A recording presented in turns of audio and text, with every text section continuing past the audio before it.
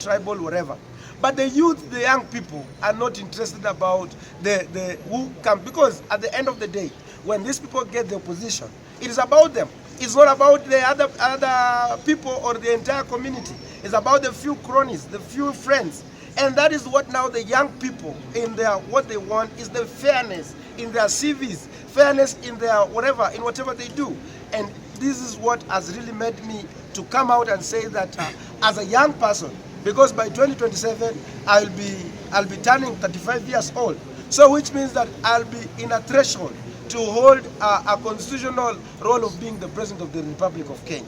Remember the countries like Burkina Faso, people like Kina Traore, they are young people. And you see that the darling of the Africans, because they want their country to be self-sustainable. And that is why you see people like in Obama, people who took when at the, because when I take the president at this early age, I know I still have like about, maybe by God's grace, I want to get to around 90 or 100 years by God's grace. So which means that I have to live with these people and I have to maintain the legacy that will enable me, right? So let me first by welcoming you for this press statement, and maybe also just to thank you, by the way, for coming to support me in this press statement. So I'll start by just reading, and then maybe if there'll be questions, then you'll be able to ask me. Now, declaration of intent to vie for presidency of the Republic of Kenya come 2027.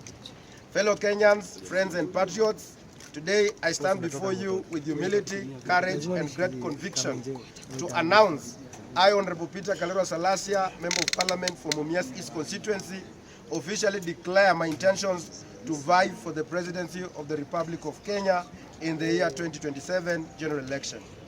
This moment is not about me, it is about you, the ordinary Kenyan, the civil servant whose payslip is shrinking under punitive taxes, the farmer struggling to afford fertilizer, the mother choosing between medicine and food, the young graduates sending CVs that never get answers, the Gen Z youth dreaming for a better, cleaner, fairer government. It is about Kenya, a country full of potential, yet held back by broken system, corruption, inequality, and disconnection between leaders and citizens. We cannot continue this way. It is time for a new generation of leadership, honesty, visionary, and bold. My agenda, the 5 pillars of the new Kenya: economic freedom. That one will include lowering taxes, growing incomes. The burden of the Kenyan worker is unbearable. We must ease it.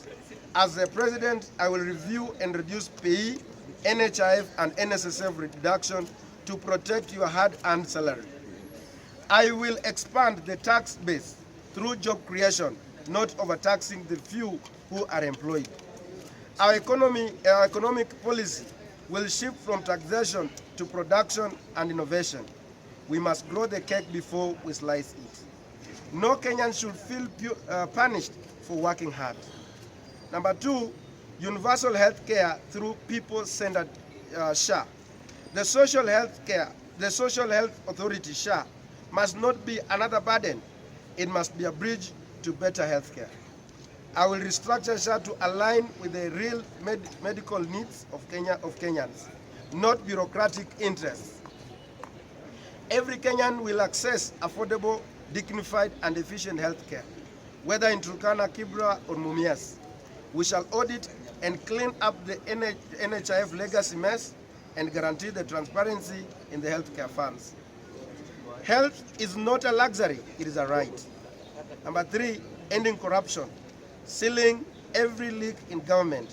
Corruption is theft from the poor. I will treat it as economic sabotage. Every procurement will go through a transparent, digital, trackable system. I will empower independent anti-corruption agencies, and no scared cows will be spared. Stable public money will be recovered. Those who loot must be held accountable publicly, swiftly, and justly. We cannot industrialize a corrupt country. We cannot feed a nation bleeding from graft.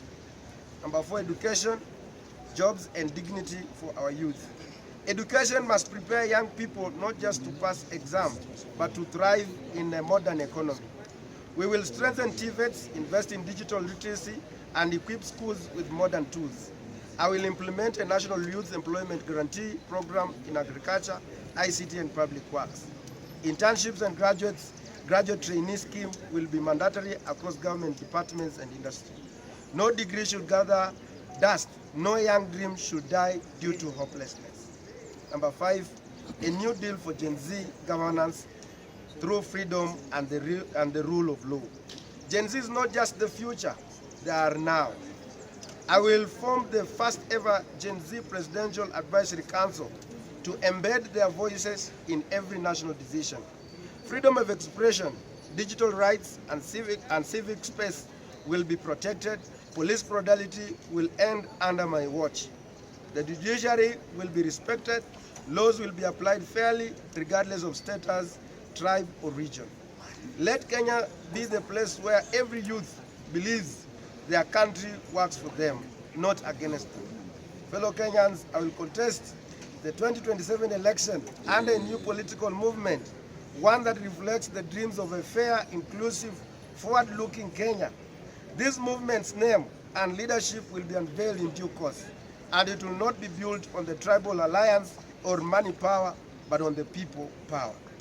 I invite all Kenyans, especially the youth, the workers, the farmers, the mothers, and the dreamers to work with me.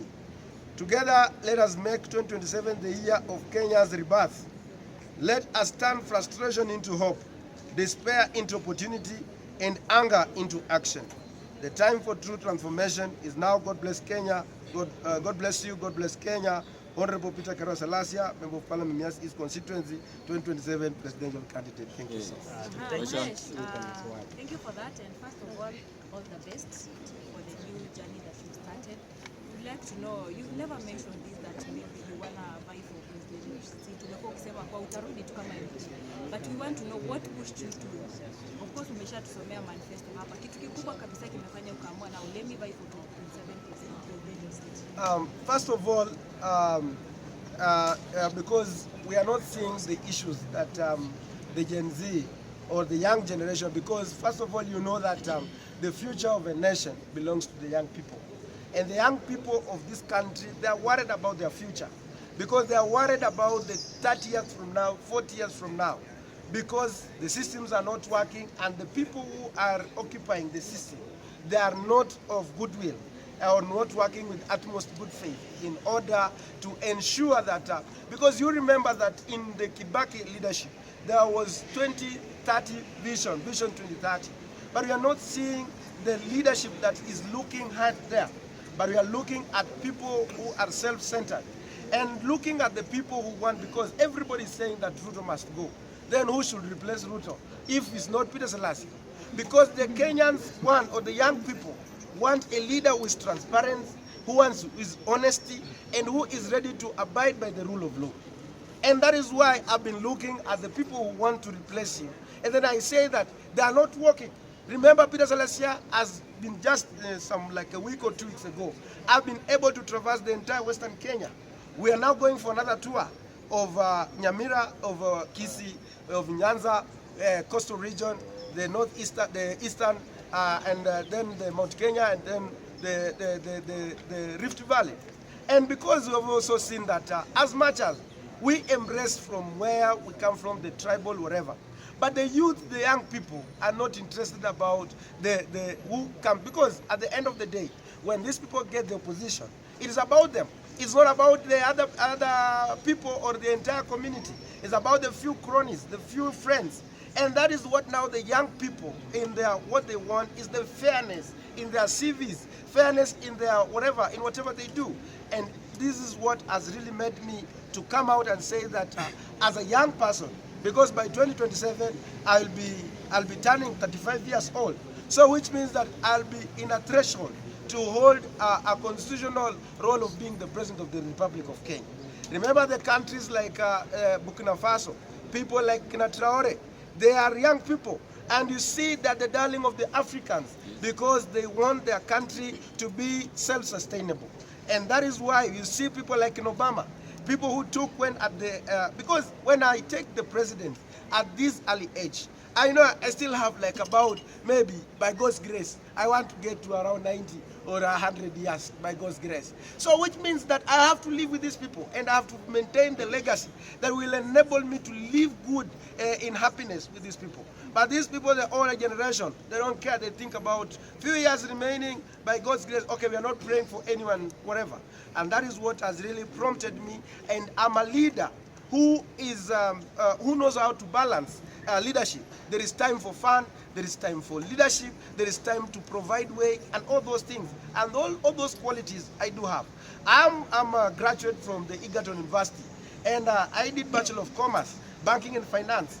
And I also worked as a banker, and I worked as a teller. And even in my history, I never stole money from either. I used to get a salary of 50,000 shillings. And I used to handle every day 30 million. So which means that I'm a person who is self-driven and who has the principle of accountability, principle of transparency in everything. And even for the last 2 years in my leadership as a member of parliament of Mumias East, you can see when you walk in Mumias East constituency, it is a clear demonstration that despite of whatever we do on social media, because I like playing also, I like making jokes on social media, but I'm a very serious person when it comes to serious matters.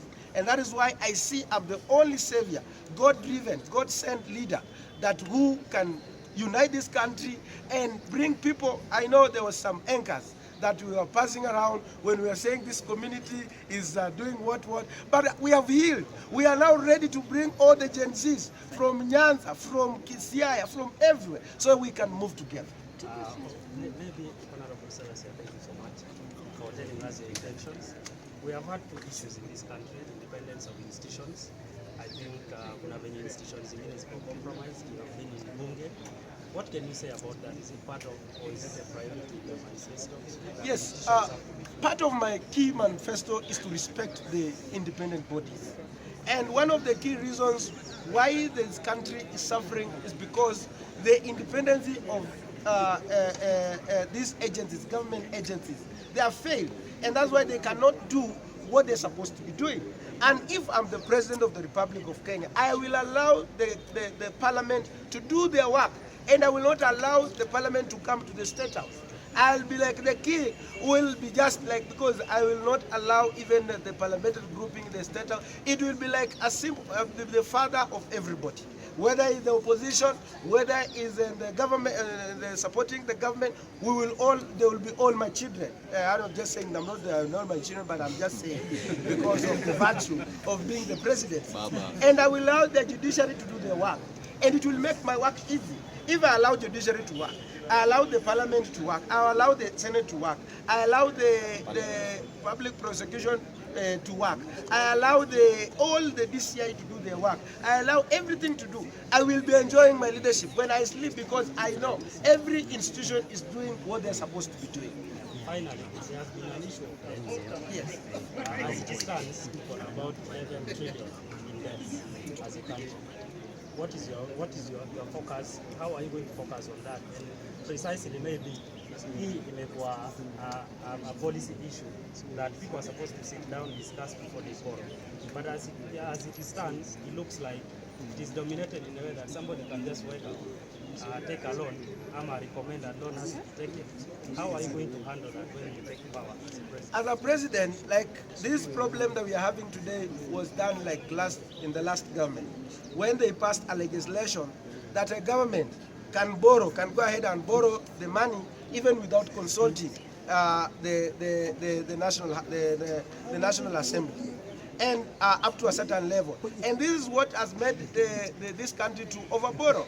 You remember when they came, when His Excellency, the President, came in, he said that he wants this country to be self-sustainable, whereby we are not going to borrow. We want this country to be like Mali, that it has been able to pay all its debts and has no any debt, because this is something, because you remember, during the Moise era, Moi never used to borrow the money from outside. And that's why you find despite the fact that the economy was not doing, reaching to everybody, but you find the shilling was very strong, and then the manufacturing was everywhere in this country. So from where I sit in that point of the debt, I will also do the inquiry on the debts that were committed by the previous governments that has existed before. Because we want to know, like for example, the Eurobond, where did it go? And we have so many issues. Because you remember, like in the previous, when we were talking about last time, the people who involved in the, like for example, the Eurobond, there were people who were employed in the Treasury, advisory, and those are some of the things that shows that we are not serious about the people who committed the atrocity, and are the same people that we are also bringing back and messing up this country. So we will have to review the debts of this country and bring back the motion that Honorable Mtata had, so that we can also be able to scrutinize and get to know all the monies that came into this country. Did they do what they were intended to do as a president of this Republic of Kenya? Honorable Salasya, your party leader is aligned to certain coalition as we speak. So how are you going to vie with the same party in 2027? First of all, this movement is not about any other person. It's about the Kenyans. Are we there? It's about the Kenyans. So if they will say that they will give me that political party to vie on it, I will not accept, I will not refuse. But if they don't, we are going to launch a political party, a political movement. And this one is going to be rolled out. So it's about them to decide whether they want me to be there, because now the party leader, if he's not showing the interest to vie as a president, then he should give me that political party to vie on it. If he doesn't, then I will come up with a new political movement that now will shape the politics of this country. And have you spoken with your party leader? Sorry? Is your party leader aware that you are going to vie in 2027? No, I don't know, because you see now that is my personal decision. It is my personal decision because I have the heaviness of this country. And that's why we are taking the risk of, even like, for example, most of the members will say, why can't you get maybe the pension for first? But we don't care, because we are looking at the future of this country, and we must shape the politics of this country.